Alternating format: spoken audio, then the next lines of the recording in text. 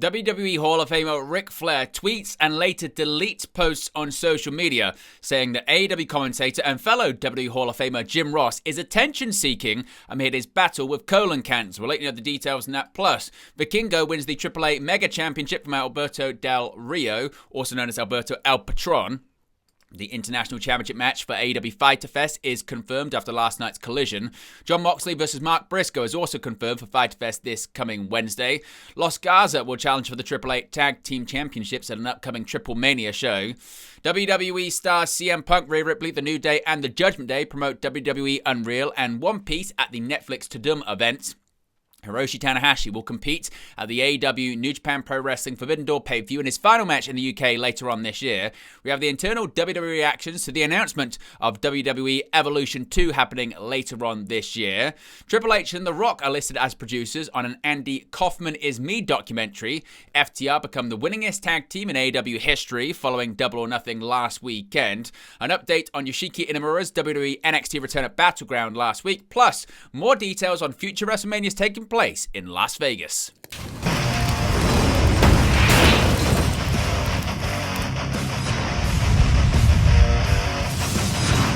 Hey guys, welcome back to Wrestling News 365. Hope everyone is doing very well. As always, there are plenty of news stories to get into in the world of professional wrestling. Before we begin, you can see right there, we're currently at 22,062 subscribers. So if you haven't already, be sure to subscribe and join the ever-expanding WNU as we get closer to 25,000. In addition, you can become members of the WN365 roster. You can scan that QR code on the sidebar right there, click the link in the video description below, or click the join button. You get your badges, your emojis, and your exclusive members-only content. Let's begin with Backlash for WWE Hall of Famer Ric Flair following some controversial comments posted on social media. Now, if you weren't aware, AEW broadcaster and WWE Hall of Famer good old JR Jim Ross is once again battling cancer, this time in his colon, in the latest health issue for the legendary commentator. While many have shared their support for Ross, and many have been wishing him a full and speedy recovery, Ric Flair's response was very different on social media. On X, Ric Flair posted the following tweet, which is now deleted. He said that Ross was seeking attention by saying, quote, "Jim Ross will always be Jim Ross, seeking attention. Focus on your recovery, JR." Now, this spawned a huge backlash among fans, many of whom found it disrespectful to JR, especially amid his battle with cancer.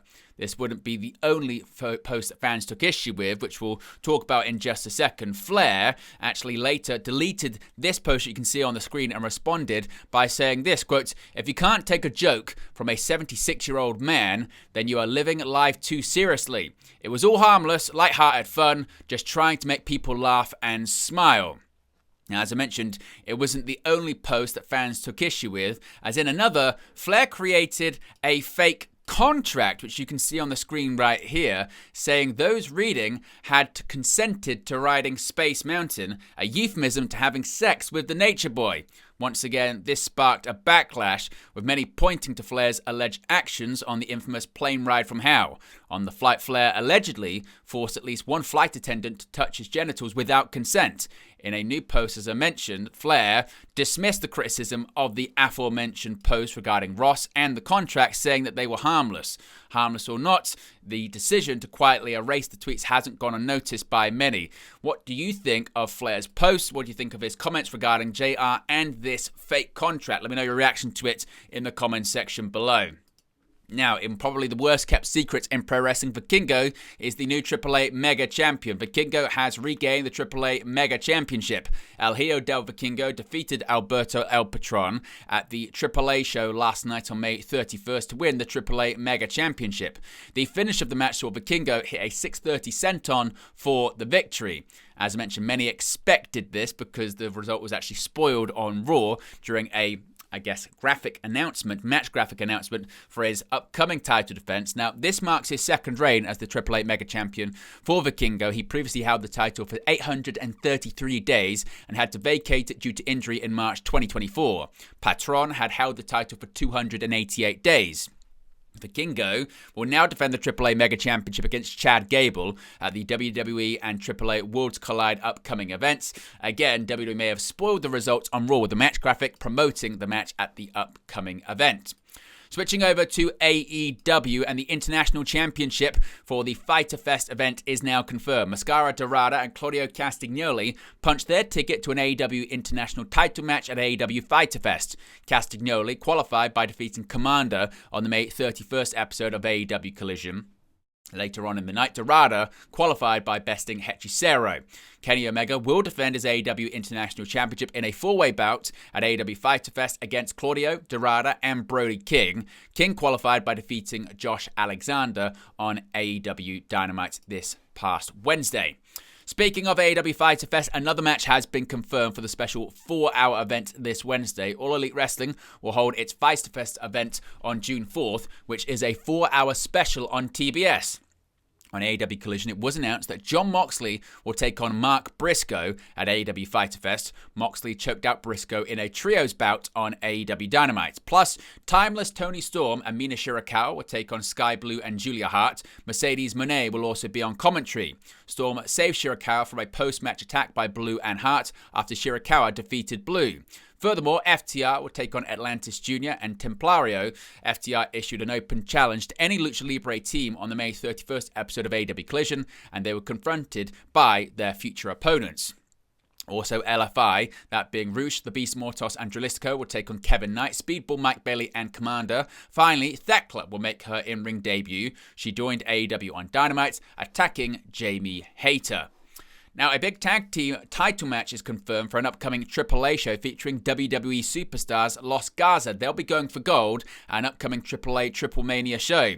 In a video package during last night's AAA show on May 31st, it was announced that Los Garza, that being Berto and Angel, will challenge Nueva Generacion Dimanta for the AAA tag team titles at the upcoming AAA Triple Mania show.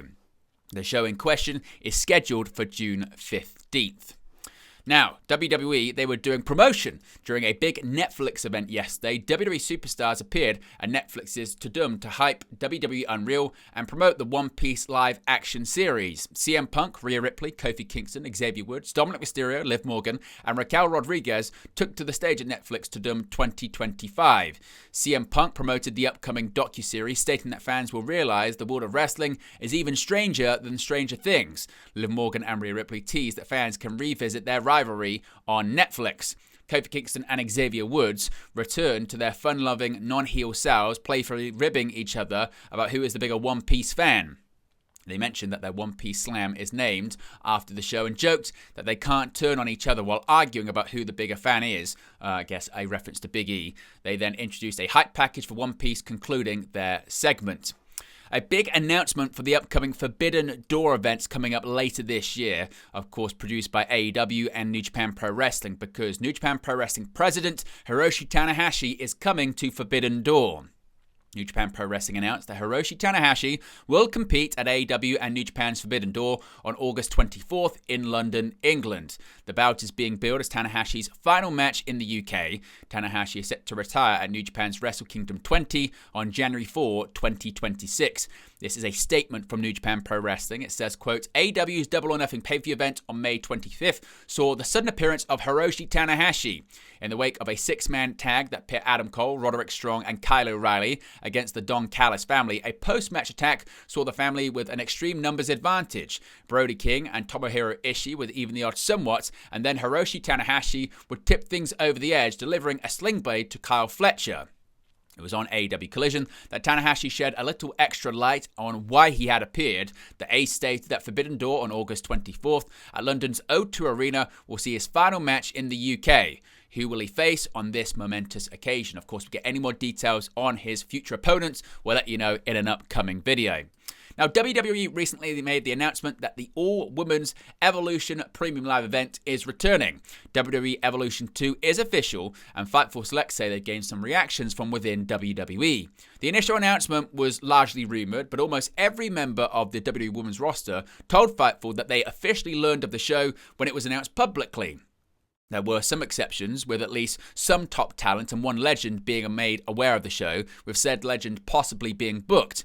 Now, interestingly, the reaction internally was actually mixed. There were some on the roster who understand what the show means, but took exception with the curtain call element of the first show, noting that it wasn't something WWE would have had the men on the roster do. Another said that if the show underperforms against a Beyonce concert next door and hotel prices likely increase, it'll be used as a catalyst to justify not doing it again in the future. One top talent that Fightful spoke with felt like the company has too many PLEs as is and isn't quite sure what they'll do here. One veteran expressed their excitement and said hopefully many of the women that don't get used often will get an opportunity to shine. They also said they're hoping that legends can be integrated with the newer talent to help build things. The talent specified WWE has to build it up to be a success. There was certainly less excitement regarding the show, but much of that had to do with the general booking for the majority of the division as of late and the manner of which the roster found out. Now, this is an interesting update regarding an upcoming Andy Kaufman documentary. Now, Andy Kaufman is set to premiere at the Tribeca Film Festival on June 6th. The documentary features a vault of never-before-heard audio diaries reanimated with marionette puppetry and interviews from Michael and Carol Kaufman, David Letterman, Carol Kane, and Tim Heidecker. Now, Dwayne Johnson, The Rock, is listed as a producer, while Paul Levesque is listed as an executive producer. Of course, Paul Levesque being WWE's Triple H. A synopsis of the documentary reads, quote, "This wildly entertaining documentary cracks open the bizarre, brilliant, and endlessly surprising world of Andy Kaufman like never before, using his own voice to guide the way. Unearthed from a vault of never-before-heard audio diaries, Andy Kaufman is Me offers an all-access pass to Kaufman's unfiltered thoughts, offbeat performance ideas, and surreal semi-autobiographical novel he never finished, until now." Director Clay Tweel reanimates Kaufman's lost project with a deliriously innovative twist, marionette puppetry that turns his eccentric vision into a dreamlike spectacle. The result is a trippy, funny, and deeply personal ride through the mind of a man who was never played by the rules and never wanted to. Featuring candid interviews with those who knew him best, including Michael and Carol Kaufman, David Letterman, Carol Kane, and Tim Heidecker, this film peels back the layers of myth and mischief to reveal the soul behind the spectacle. Both an origin story and a resurrection, Andy Kaufman is Me is a mind-bending journey through identity, performance, and the fine line between reality and illusion. It's Kaufman like you've never seen or heard him before. Now, the film will also air at the DC/Docs Film Festival on June 14th. Now, FTR set a record at AEW Double or Nothing last weekend because AEW Double or Nothing last Sunday saw former AEW World Tag Team Champions FTR pick up a tag team victory over Daniel Garcia and a returning Nigel McGuinness. The match came after Cash Wheeler and Dax Howard had threatened Tony Schiavone following their betrayal of Cope back at AEW Dynasty, which led to McGuinness and Garcia coming to the defense of Schiavone. However, on top of the victory over McGuinness and Garcia, Dax and Cash made history at Double or Nothing, with them officially becoming the winningest tag team in AEW history. Following their victory, FTR and Stokely spoke last night on AEW Collision. An update here on Yoshiki Inamura's return to WWE NXT. Last Sunday at NXT Battleground, it had plenty of surprises, one of which was the return of the supposedly abroad Yoshiki Inamura. While fans may have believed that Inamura's time with WWE was up following his departure from WWE programming in early May, new information has come forward to suggest that Inamura actually never left. Brian Alvarez and Dave Meltzer took a recent episode of Wrestling Observer Radio to discuss and recap several wrestling events, including Battleground, where Inamura made his return to WWE to help even Hank and Tank's odds against the culling. After recounting how Inamura appeared to neutralize a steel threat by Izzy Dame, Alvarez commented that Inamura wasn't in Japan for long. Quote, "He never left," Meltzer responded. "That was all a work." While it is clear that Inamura's absence was planned from the beginning, exactly why Inamura stepped away from WWE programming is unclear. Inamura was taken off WWE programming on the May 6th episode of NXT, where he informed Josh Briggs that he would be departing for Japan after their short stint together as tag team partners. With Inamura back, Alvarez, theorized perhaps a hunt and run with the NXT Tag Team Championships is possible, considering the pair's previous attempts at Tag Team Gold. Inamura signed with WWE in 2024. Before his WWE run, he made appearances in Pro Wrestling Noah, DDT Pro Wrestling, and New Japan Pro Wrestling. He's perhaps most well known for his work in the United Kingdom, where he performed under the name of Yoshi with Progress Wrestling, and he claimed and defended the Progress Atlas Championship for 52 days.